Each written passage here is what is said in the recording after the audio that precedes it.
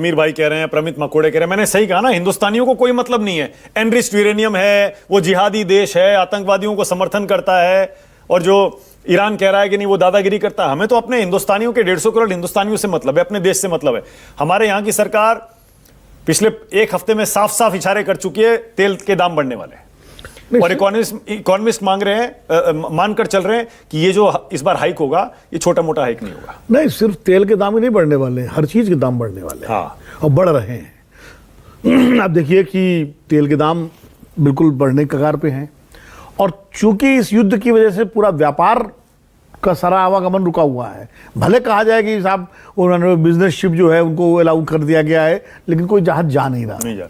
कौन जाएगा भाई? 2 जहाज तो हमारे डूब गए, दोनों बिजनेस शिप थे, तो कौन जाएगा? इंश्योरेंस कंपनियों ने मना कर रखा है करने के लिए। तो कुल मिला के आपको पूरा व्यापार ठप है, हमारा नहीं, सारे देशों का, दुनिया का। और इसीलिए अभी खाद्य प्रधानमंत्री ने कहा कि आधा 50% यूरिया केमिकल वाला फर्टिलाइजर का इस्तेमाल ना करें, कम करें, 50% ही करें। तो ये छोटी मोटी अपील नहीं है। अब अभी सीजन आएगा खरीफ का, बुआई का और उसका, तो उसमें जो है आप देखिए कि किसानों के सामने समस्या पैदा होगी, यानी खाद्यान्न का संकट भी पैदा होगा।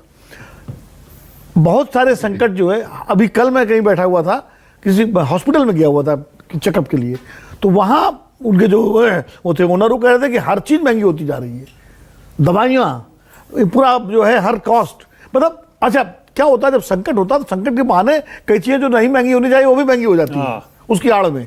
तो ये एक पूरा उसमें, और उसकी पूरी दुनिया फंसी हुई। मुझे लगता है कि पूरी दुनिया को ये दबाव बनाना चाहिए अमेरिका और ईरान पर कि भाई अपना झगड़ा ख़त्म करिए और ये सब छोड़िए।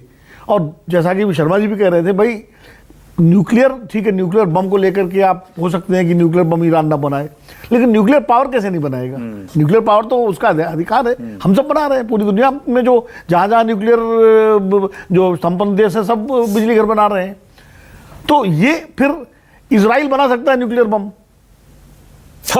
उसको आप जो और अब ईरान पे आप प्रतिबंध लगा रहे हैं। तो ये जो एक तरफा जो पूरा जो ट्रम्प साहब का वो है, देखिए वो कह रहे थे कि हम तो 3 दिन में पहुंच जाएंगे वहाँ, उनकी तो मंशा थी जाके तेहरान में झंडा फहराएंगे और रिजीम चेंज करेंगे। फिर वो शाह साहब जो हैं, जो अमेरिका में पहलवी साहब जो है, उनको लाके बिठाएंगे, रजा पहलवी। चूंकि अमेरिका की एक आदत रही है, ईरान गए, इराक गए, वहाँ झंडा फहरा दिया, लीबिया गए, वहाँ फहरा दिया, सीरिया गए, सीरिया में, अफगानिस्तान में भी यही किया। सीरिया में आपने किसको बिठाया है? अभी मकोड़े साहब जिहादी और आतंकवादी कह रहे थे, सीरिया में किसको बिठाया है? तो घोषित आतंकवादी जिसको डिक्लेयर किया गया, तो उसको आपने बिठाया, उससे हाथ मिला के आए, गले मिल के आए हैं। तो ये डबल स्टैंडर्ड नहीं चलेंगे भाई। और अब दुनिया जो है ये G7 के युग में नहीं है, G2 के युग में आ गई है। जो ट्रम्प साहब और शी जिनपिंग साहब की मुलाकात हो रही है, वो G2 का सीधा सीधा संकेत है कि अब तो G2 ही तय करेंगे क्या होना। रूस ऐसे ही कमजोर हो चुका है, इकोनॉमिकली तो रूस कमजोर है, मिलिट्री फंसा हुआ है यूक्रेन के युद्ध में। तो इसलिए ये G2 के जमाने में मुझे लगता है, जो शी जिनपिंग ने कहा कि खुलना चाहिए, ये डिप्लोमेसी की भाषा होती है। कौन कहेगा नहीं खुलना चाहिए? जिससे भी आप बात करें वही कहेगा खुल जाना चाहिए।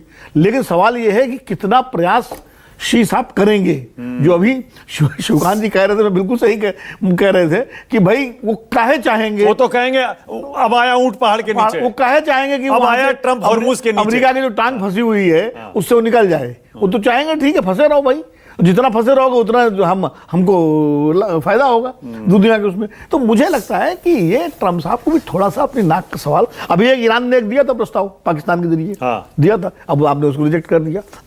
आप ऐसा प्रस्ताव देते हैं कि वो स्वीकार नहीं किसी देश को। तो ये जो नाक का सवाल फंसा रखा है, मुझे लगता है थोड़ा सा रिट्रीट तो अमेरिका को भी करना पड़ेगा। बिल्कुल सही है। अब जनरल